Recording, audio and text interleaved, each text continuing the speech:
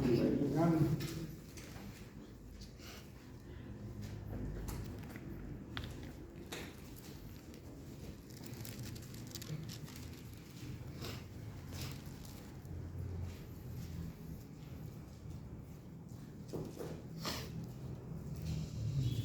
17.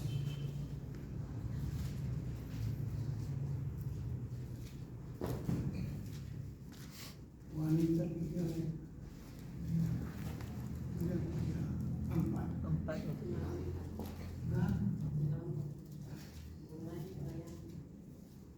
di belakangmu wanita. Cowok. Wanita. Empat dia. Oh, tinggal 4. 3 kemarin. 3 kemarin. Kan kemarin Ada yang pergi pelayanan? pelayan. Pelayanan. Sudah dapat pelayan.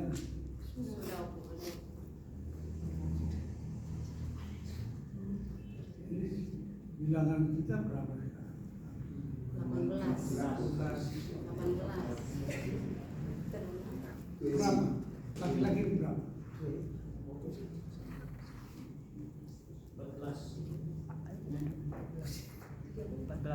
17 apa? 17. Ya. Laki-laki semuanya. 13. Laki-laki 13 semuanya.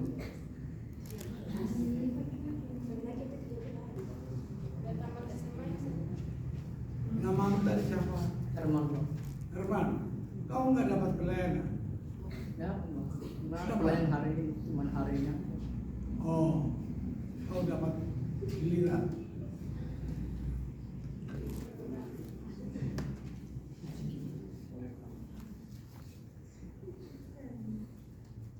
Mari kita membaca percakapannya. Nasihat supaya bertekun dalam iman. Ayat pertama, masih kuat wanita yang apa ibu membaca? Masih hukum. Oh, masih ya. Atau dibagilah yang sini. Yang sini deh, yang barisan yang tidak kelihatan tadi, yang kelihatan di sini. Ini yang ganjil sebelah kanan, yang genap sebelah kiri. Yang sebelah kanan mulai ya, 2, 3. Karena kita mempunyai banyak saksi bagaikan awan yang mengelilingi kita, marilah kita menanggalkan semua beban dan dosa yang begitu merintangi kita, dan berlomba dengan tekun dalam perlombaan yang diwajibkan bagi kita. Marilah kita melakukannya dengan mata yang tertuju kepada Yesus yang memimpin kita dalam iman dan yang membawa iman kita itu kepada kesempurnaan, yang dengan mengabaikan kehinaan untuk memikul salib ganti sukacita yang disediakan bagi Dia yang sekarang duduk di sebelah kanan Allah. Ingatlah selalu akan Dia yang tekun menanggung batahan dan yang hebat itu terhadap dirinya dari pihak orang-orang berdosa, supaya jangan kamu menjadi lemah dan putus asa. Dalam pergumulan kamu melawan dosa, kamu tuntut sampai menunjukkan darah. Dan sudah lupakah kamu akan nasihat yang berbicara kepada kamu seperti kepada anak-anak? Hai anak-anakku, janganlah anggap enteng didikan Tuhan, dan janganlah putus asa apabila engkau diperingatkannya. Karena Tuhan mengajar orang yang dikasihinya, dan Dia menyesal orang yang diakuinya sebagai anak. Jika kamu harus menanggung ganjaran, Allah memperlakukan kamu seperti anak. Di manakah terdapat anak yang tidak dihajar oleh ayahnya? Tetapi jika kamu bebas dari ganjaran yang harus diderita setiap orang, maka kamu bukanlah anak, tetapi anak-anak gampang. Selanjutnya, dari ayah kita yang sebenarnya kita beroleh ganjaran, dan mereka kita hormati. Kalau demikian, bukankah kita harus lebih kuat kepada Bapa segala roh, supaya kita boleh hidup? Sebab mereka mendidik kita dalam waktu yang pendek, sesuai dengan apa yang mereka anggap baik. Tetapi Dia mengajar kita untuk kebaikan kita, supaya kita beroleh bagian dalam kasih-Nya. Memang tiap-tiap ganjaran pada waktu ia diberikan tidak mendatangkan sukacita, tetapi duka cita. Tetapi kemudian ia menghasilkan buah kebenaran yang memberikan damai kepada mereka yang dilatih olehnya. Sebab itu, kuatkanlah tangan yang lemah dan lutut yang goyah. Dan luruskanlah jalan bagi kakimu, sehingga yang pincang jangan terpelecok, tetapi menjadi sembuh. Berusaha hidup damai dengan semua orang, dan kejarlah kekudusan, sebab tanpa kekudusan tidak seorang pun akan melihat Tuhan. Jagalah supaya jangan ada seorang pun menjauhkan diri dari kasih Allah, agar jangan tumbuh akar yang pahit, yang menimbulkan kerusuhan, dan yang mencemarkan banyak orang. Janganlah ada orang yang menjadi cabul, atau yang mempunyai nafsu yang mendalam seperti Esau, yang menjual hak keturunannya untuk sepiring makanan. Sama-sama.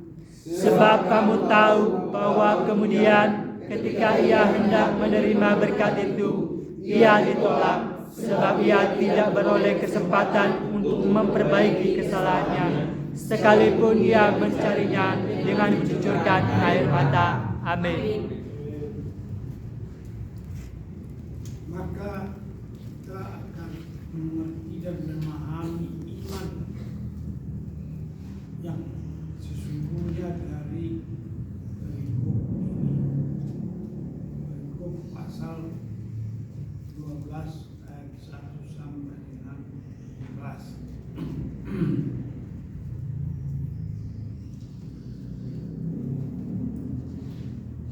Ternyata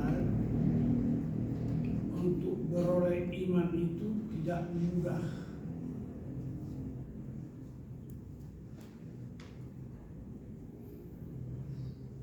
Untuk beroleh iman itu tidak gampang. Menjadi orang beriman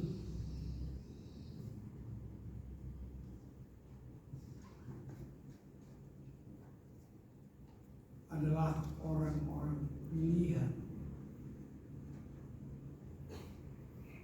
Kalau seseorang tidak terpilih untuk beriman, tidak dapat.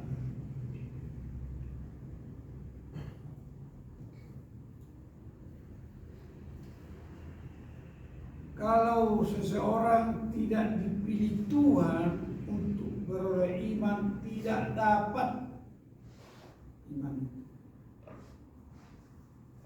Orang pilihan Tuhan beriman. Karena dikatakan di ayat lain, iman timbul dari pendengaran akan firman Tuhan. Dan apakah semua orang yang sudah mendengarkan firman berolehnya? Tidak juga.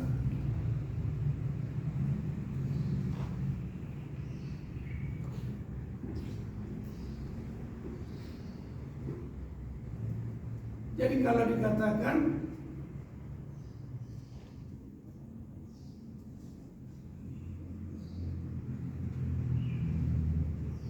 doa yang benar besar kuasanya, doa yang benar besar hasianya, siapa orang yang berdoa itu? Adalah orang yang beriman. Seseorang yang berdoa tidak beriman sia-sia.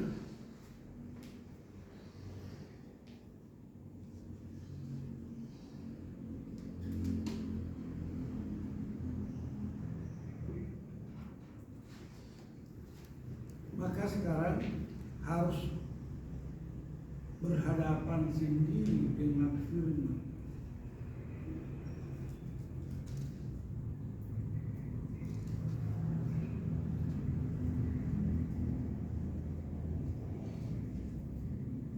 Lalu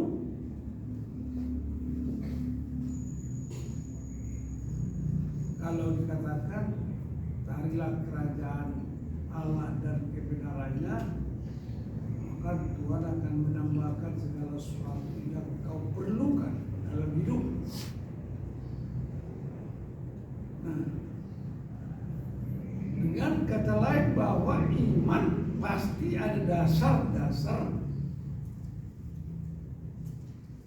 untuk memperolehnya. Dan kedua, tanpa beriman juga tidak dapat mencari kerajaan Tuhan.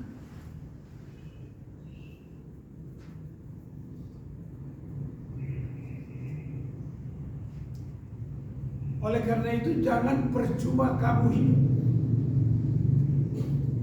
Jangan sia-siakan hidupmu.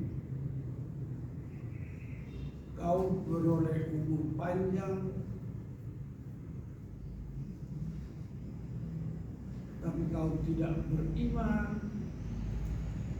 atau kau sudah beriman tapi tidak mengetahui kerajaan Tuhan, bagaimana kamu?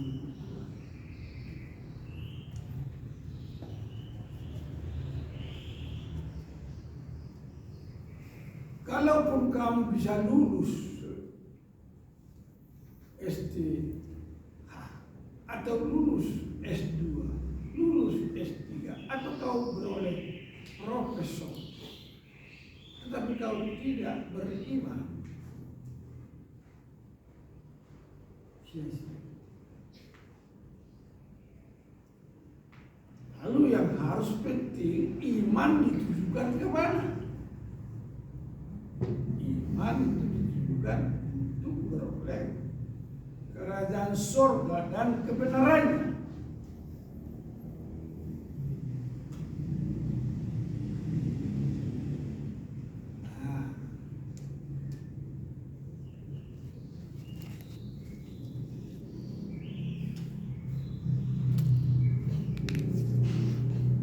Kalau kita di dalam pembacaan firman Tuhan tadi, ternyata kita diumpamakan sebagai anak Tuhan,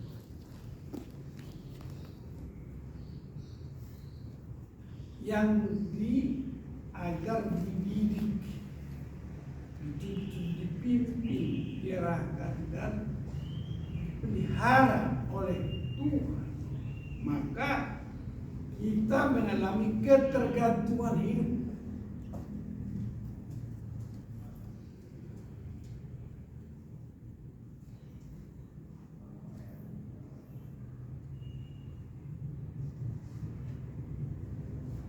Apakah kita merasa rugi kita tergantung kepada Tuhan? Kita sangat beruntung kita dipilih karena kita boleh menggantungkan hidup kepadanya.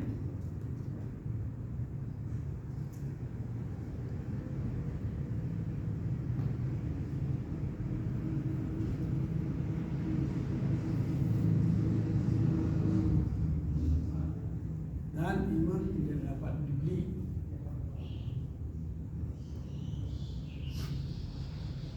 Iman tidak dapat diusahakan dengan cara sendiri.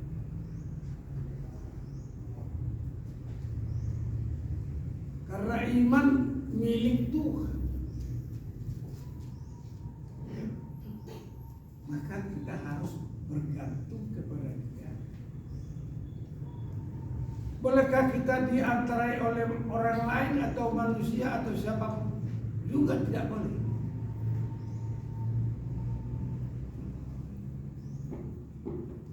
Boleh kita bergantung kepada penguasa atau orang kaya?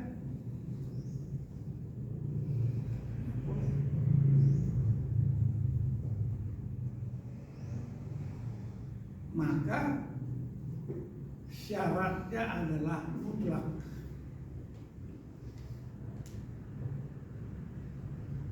Mutlak kita harus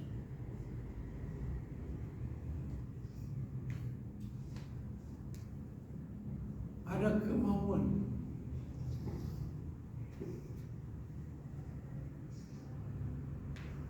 Kemauan yang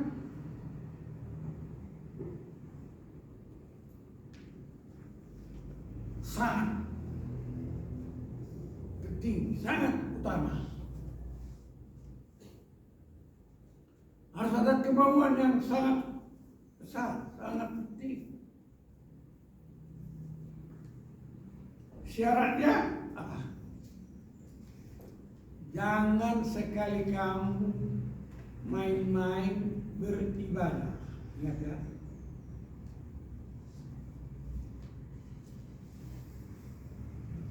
Jangan sekali-kali kamu bermain-main beribadah.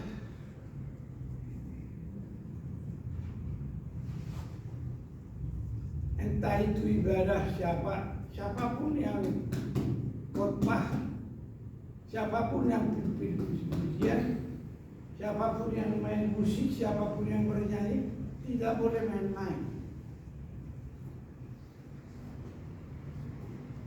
Ibadah adalah wilayah kekuasaan Tuhan. Harus ingat itu. Kalau kamu iseng-iseng bermain-main atau tidak sungguh-sungguh atau apa istilahnya, atau tidak sengaja, tidak boleh. Nah, perhatikanlah hidup. Kenapa kamu tidak ada kemajuan?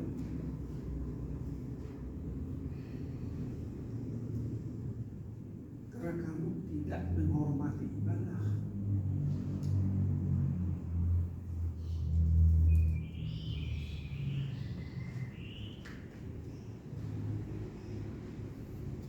Barang siapa yang beribadah main-main, tidak sungguh-sungguh,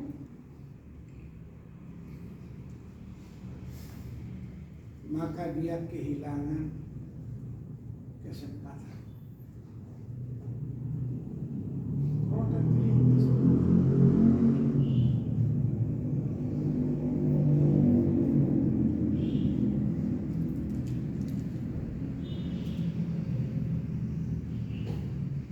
Apa artinya kehilangan kesempatan?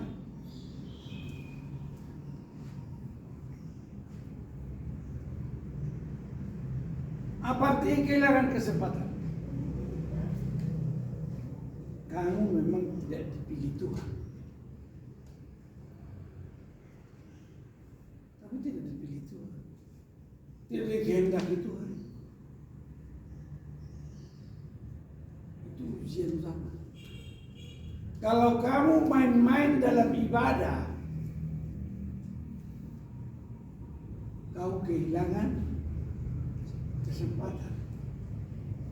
Kalau kau kehilangan kesempatan, ketahuilah dirimu tidak dipilih Tuhan. Kalau kau tidak dipilih Tuhan, maka kau sia-sia.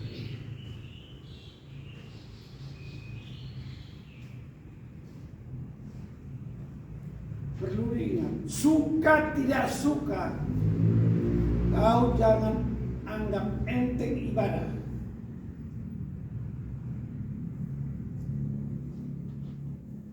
Kalau yang namanya ibadah itu wilayah Tuhan.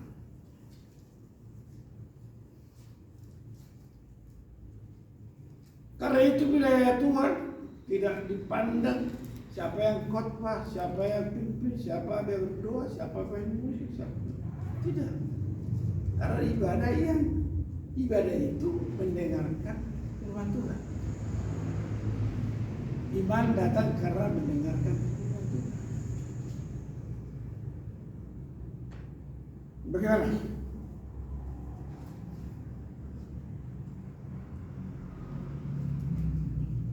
Ini pelajaran penting.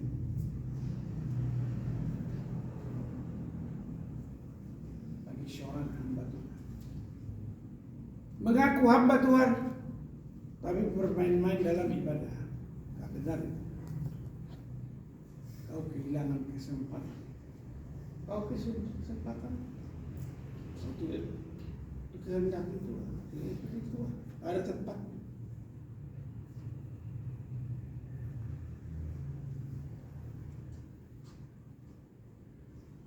Artinya gagallah hidup.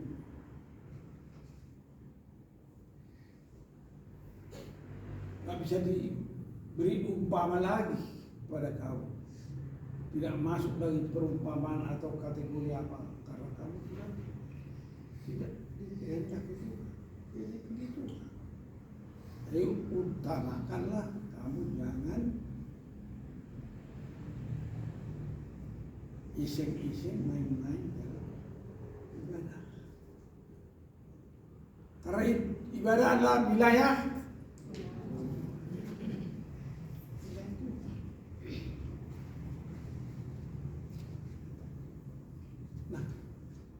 saudaraku, kalian semua diberikan peluang, kesempatan untuk berdiri menjadi saksi, menjadi alat, berkesempatan menyampaikan firman Tuhan atau memimpin puji-puji atau kesempatan untuk bernyanyi. Dengar baik-baik. Kau diberikan kesempatan peluang untuk bernyanyi, tetapi kamu main-main. Kamu main-main bernyanyi.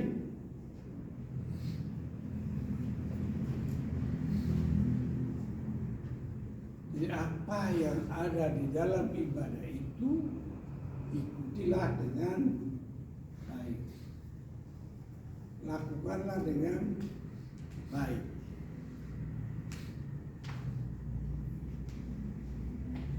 Sebab kamu akan memiliki iman atau tidak. Atau kalaupun ada imanmu sedikit, tidak maju-maju karena tidak bertambah dan tidak bertumbuh.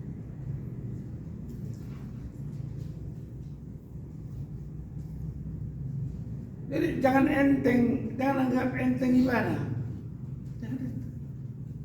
Kau ada kemauan sedikit, kau ada iman sedikit, tetapi kalau kamu main-main dalam ibadah berikutnya, kamu kehilangan kesempatan. Kalau kau tidak kesempatan, kau tidak akan beroleh lagi iman, karena iman itu harus sempurna. Iman yang sempurna membawa kamu kepada kesempurnaan. Hendaklah kamu sempurna karena Bapakmu yang di surga sempurna. Dimulai dengan apa? Kau beriman. Dari mana kau dapat iman? Karena kau beribadah. Dan bagaimana kau beribadah? Main-main? Anggap enteng. Anggap enteng kau karena kau tidak suka siapa yang puji-pujian. Kita suka dengan orang yang main musik, tidak suka dengan yang khotbah. Mau coba main-mainan. Yang menentukan itu semua bukan kamu. Bukan kamu yang menentukan siapa yang mau khotbah, siapa yang mau pimpin puji-pujian, siapa yang mau nyanyi, siapa yang main musik. Bukan kamu. Bukan saya pun. Semua itu wilayah Tuhan.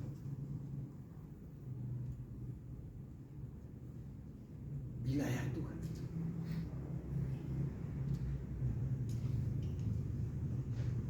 Dapat dimengerti? Kamu dapat mengerti? Hah? Kalau kamu nggak mengerti, lalu kau mengerti apa? Nah, tanyalah kalau nggak mengerti. Tanya. Sekarang boleh bertanya. Aku tidak mengerti ini, itu. Tanya. Nggak masuk di akal saya. Tanya. Boleh. Kurang memahami, ya tanya.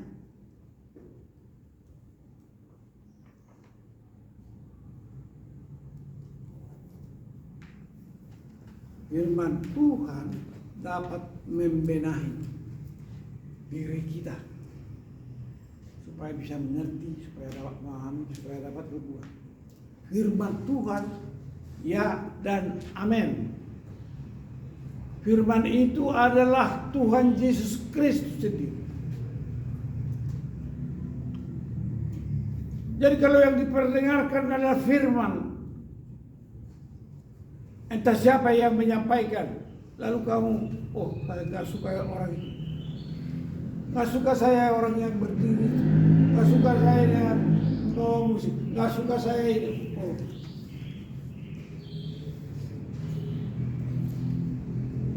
Ketika kau mengatakan tidak suka, maka kau tidak menyukai dirimu sendiri. Ingat baik-baik, dirimu sendiri kau tidak suka. Kalau kau tidak suka dirimu, lalu mau ngapain? Kau tidak suka dirimu sendiri, maka buang diri. Buanglah dirimu. Kau sendiri tidak menyukai diri, buang dirilah.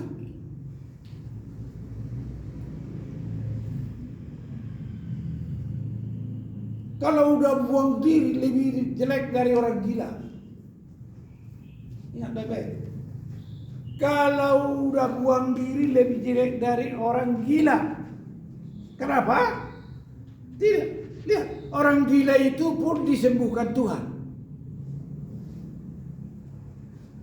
Segala sakit penyakit disembuhkan Tuhan. Artinya apa? Firman itu bisa memulihkan. Bisa menjawab segala keperluan.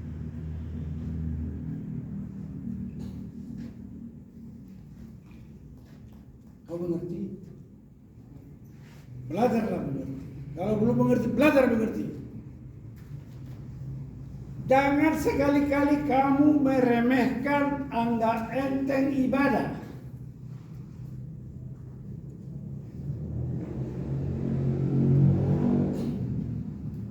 Kalau kau menganggap enteng ibadah, berarti menganggap enteng dirimu, karena kau berdiri di situ, kau bernyanyi, anggap enteng dirimu. Barang siapa yang menganggap enteng dirinya lebih jelek daripada orang gila. Udah lebih buruk dari orang gila. Orang gila disembuhkan Tuhan. Segala sakit penyakit Tuhan sembuhkan, Tuhan pulihkan. Tapi kamu sudah membuang diri, tidak menghargai dirimu. Bagaimana? Segala sakit penyakit oleh firman sembuh. Oleh firman sembuh.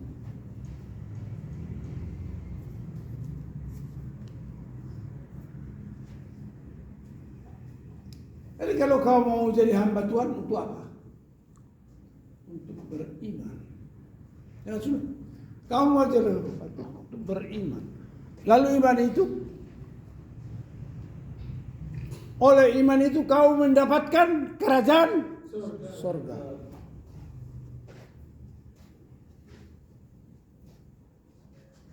Hari ini walaupun ini hari Sabtu tidak banyak orang, tapi kau mendapatkan pelajaran yang penting. Coba. Kalian tidak banyak. Laki-laki cuma 13, wanita cuma 4 orang, 17. Tapi mereka tidak mendengarkan firman ini. Kau beruntung. Kau beruntung. Kau mendapat firman. Pasti dapat firman. Berarti kamu berbakat. Ada tanda-tanda kamu dipilih Tuhan. Ada tanda-tanda dikehendaki Tuhan.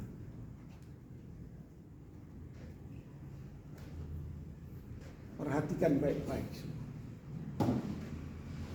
Segala sesuatu Tuhan bisa ubahkan. Firman bisa perbaiki, sempurnakan, sempurna. Sekudus-kudusnya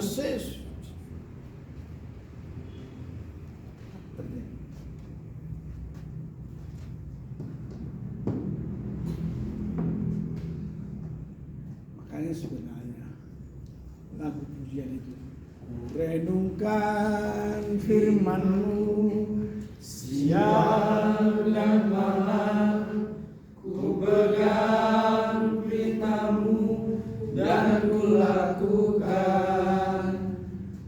Kau tahu ya Tuhan, tujuan hidupku hanyalah untuk menyenangkan hati-Mu.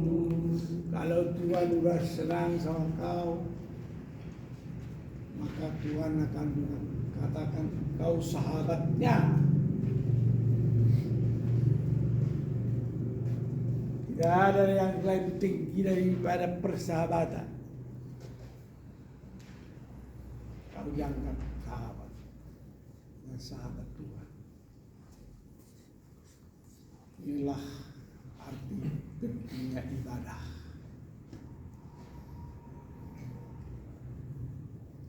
Karena kita tidak bisa menduga-duga firman apa yang mau dikatakan oleh orang yang bersangkutan. Karena yang mengatur firman yang keluar dari mulut seseorang kan bukan manusia, adalah orang yang dipilih Tuhan untuk mengatakan. Atau kalaupun orangnya yang mengatakan firman itu juga nggak ngerti apa yang dia katakan, tapi firman itu penting. Bapak ya, kamu nggak tahu apa yang kau mau sampaikan firman itu. Nggak ada masalah, kau udah tahu nggak ngerti, tapi firman kau ngerti. Lalu orang yang mendengar firman yang kau katakan itu yang kebagian, itu yang mendapat harga. Kau main-main, tapi kau dipakai Tuhan untuk mengatakan kehendaknya kan. Lalu orang lain yang tahu siapa-siapa itu? Raja Sulaiman. Raja Sulaiman menulis Amsal, menulis Kidung Pujian, menulis pengkhotbah. Tetapi bagaimana akhir hidupnya Sulaiman? Tukang kawin, menyembah berhala. Alkitab mencatat 700 istri, 300 gundik. 700 istri, gundik 300. Dan dia ikut menyembah berhala. Apa? Tetapi dia menyampaikan Amsal, menyampaikan khotbah, menyampaikan Kidung Pujian. Padahal dia sudah berkhotbah. Tapi atau dengan kata lain seperti Nabi Adam, tahu Nabi Adam? Nabi Adam itu nabi palsu, nabi wrong, artinya nabi yang merongrong. Bahaya itu. Nabi tukang kawin, ada kan? Nabi tukang kawin. Jadi mau pilih apa?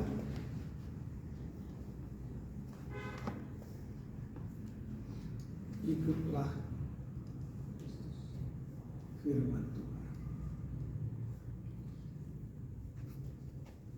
Karena firman Tuhan itu ya. Karena firman itu Tuhan Yesus sendiri. Tuhan Yesus sendiri. Firman yang hidup.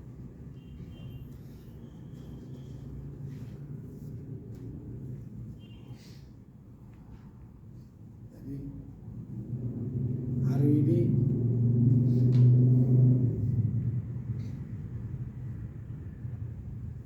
Jangan main-main beribadah. Kau main-main beribadah, kamu sudah kehilangan peluang. Kalau kau kehilangan peluang, kamu tidak disayangi Tuhan. Kalau kau tidak dipilih Tuhan, maka tempatmu sudah di neraka. Upah dosa adalah neraka. Tahu ngirinya neraka itu bukan 1 tahun, selama-lamanya.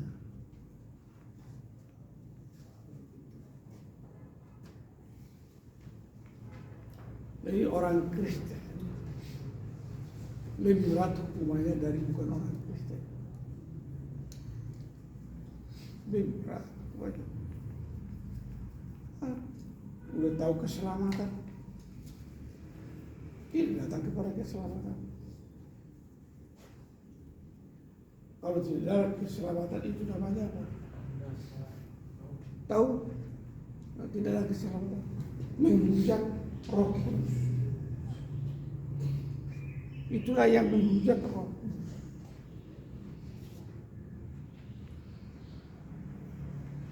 Kamu menjadi percaya karena Roh.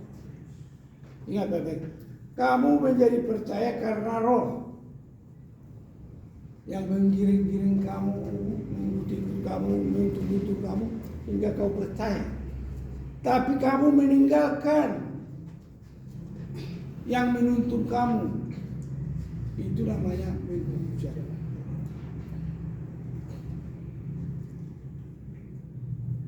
Yang menghujat Roh siapa? Orang Kristen. Karena mereka tidak mengerti itu. Kita ngerti. Tidak ada pengampunan bagi orang ini.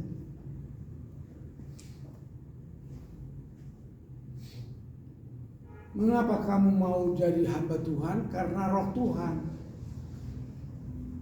Kamu mau jadi hamba Tuhan karena Roh Tuhan. Lalu kamu mau gereja, mau berdoa, mau ini, mau ikut semua, belajar. Tapi kau tinggalkan dia. Siapa yang meninggalkan? Orang yang menghujat Roh. Siapakah itu lebih jelek daripada orang gila?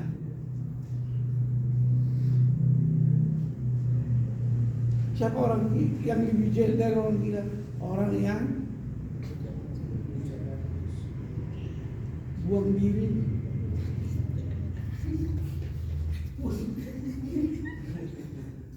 Tidak menghargai dirinya. Orang yang tahu firman Tuhan pasti akan dibangun oleh firman Tuhan. Firman Tuhan akan membangun saudara lebih cerdas, lebih tangkas, lebih unggul, lebih canggih. Amin. Amin. Sampai di sini kita sambung lagi. Pasti ada peluang lagi. Selamat berjuang. Selamat berjuang.